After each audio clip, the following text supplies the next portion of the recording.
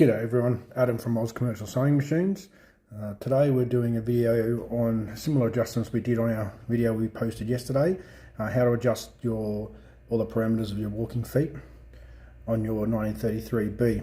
Now the 1933B is a little bit different to the 0303D and also our new machine, the 1903, as all the mechanisms in this machine, the walking foot, are all covered in here, which is a great thing. It stops any corrosion on the shafts and keeps it in the area where everything's lubricated. So it is good, but it means that you do have to take out a few screws and whatnot to get it open. So we're going to remove our end cover, this rear cover, this plate at the back here, I'll show you that in a sec, and this little bung here. For the probably the most popular adjustment, you only have to remove the rear plate. But we'll go through those 4 adjustments. I won't do it in as much detail as I did yesterday because it was quite a long video. I just want to highlight the identical adjustments and where they are on this machine as opposed to the 0303D. So let's get into it and we'll have a look inside this big beast. Okay, the tools we need today to do this is a large screwdriver out of our kit, a 14mm open ender, and an 8mm, and a 4mm Allen key. So what we're going to be doing is we're going to start by taking out the 3 screws here in the end cover. One up here, and there's 2 lower ones, 2 black ones down the bottom here on the red cover. And then we're going to remove this bung here, this rubber bung, and these 4 screws here. There's also 2 cable retainers here for your switch gear that comes into here, and also your tension release unit. So we're going to take those 4, 3, 7 screws and the rubber bung.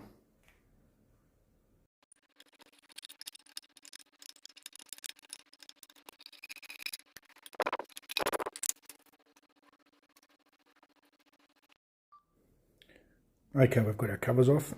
Our end cover here with our 3 black screws. You can see the location of that now. Those 2 there. These two forks actually have to go in behind the mechanism here, so when you put the cover on, you put that in first. And we've got our 4 screws here for our rear plate in the back there. The 2 ones with washers, they go to the top, and then the 2 ones without washers go onto the 2 cable retainers which go on the bottom here that hold up this cable work. Okay, the first adjustment is going to be this one in here with our 14mm spanner. You can see it's similar to if you've watched the 303 video. It's basically the same adjustment as this one here, which is the same as on our 1903 as well. So I'll just show you how high they're climbing at the moment.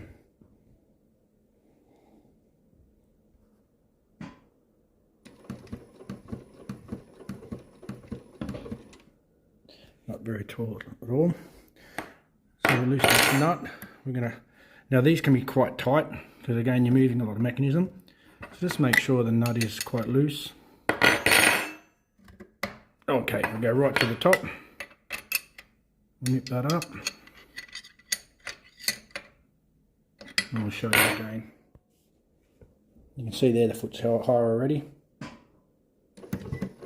See how much higher they're lifting now. This is obviously the back view, but you can see that's how that adjustment is. That's probably the most common one. So what we're going to do is we're going to put that back down. We'll do this one now so the customer doesn't have to do it. This machine is going off to the Central Coast. We've got 2 machines going out to the Central Coast. There's another one over there. And then we're out of machines until our next unit. Okay, so that's in the center now. So the other adjustment, which on the other machine, let's just show you, was this fella here. Remember this slide here? Okay, and that's what we call our differential feed. So that adjusts how quickly or how slowly the outer foot feeds in relation to our feed dogs. This adjustment on this machine is here. Now this screw actually doesn't do anything, so don't try to move it because you will not be able to move it. So it has this screw on the back of it has a little keyway that fits into this slot. So how we adjust it is around this side on that sneaky little 8mm nut there. Up in there. Okay, so we're going to loosen that off. Now what that's going to do is that's going to change how quickly, or rather how proportionally how it moves with the feed dogs. So if we move it down, it's going to move slower. If we move it up, it's going to move faster. But I'll show you anyway. We'll do that adjustment now.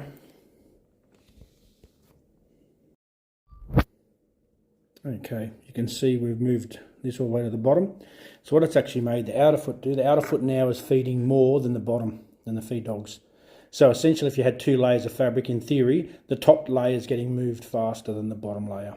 It's a little bit hard to show you. You can actually hear the clicking noise when it sews, and that's because the top upper foot is actually trying to climb over the feed dogs, like so the little serrations are catching on each other. But that's that adjustment, and of course, if we go up, it's going to make the outer foot move slower or feed slower than the feed dogs. So the top layer will then get moved slower, and the bottom will feed faster.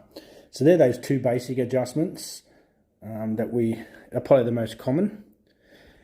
Going up here, this hole here, if you look through there's a hex nut, but it's actually got a screwdriver slot in it.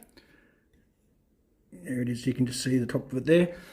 That one is how that climbing height that I sort of explained in detail in the other video, but essentially that's how you can make your inner foot climb higher, your outer foot climb higher. You know, if you take height off one, you give to the other. So watch that other video, that goes into a lot more detail, but essentially does exactly the same job. And the final adjustment is this 4mm Allen key here.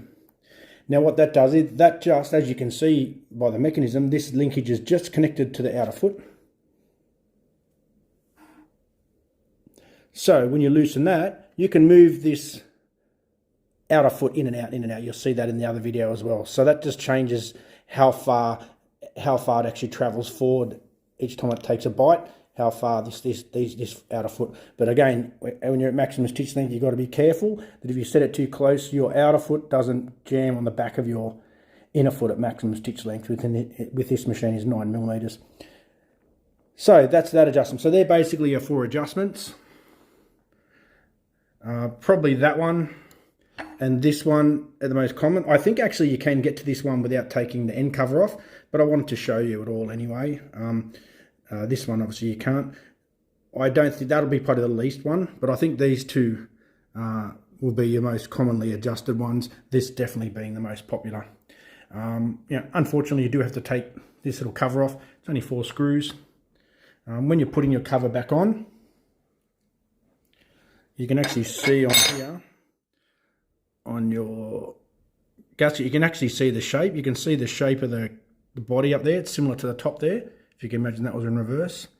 So if you want to put that back on the correct way, obviously it's symmetrical, so it doesn't really matter, but you might as well put it on the right way. So you can see there, that little cutout at the top there goes to the cutout up there. So it goes on like that. What I recommend is putting in 1 screw first, do the 2 diagonals. Don't tighten them up, just leave them loose. Put your other 2 in, get them well and truly started, and then tighten them all up. And just make sure that your cable retainers, when you put them on, that they're nice and snug up there. They're keeping the cables up out of the way so they don't get caught in anything when you're sewing. So, I hope that was helpful. I think it was Angela that wanted this video, even though I'm sure it'll be handy for everybody. So if you do have any questions, please leave something in the comments. Don't forget to subscribe, guys. Even though we do this, you know, primarily for our customers, our views get seen around the world. So please get on there and subscribe, make a comment, all that kind of stuff. You know how YouTube works. And we'll keep making videos. We'll catch you later. Bye.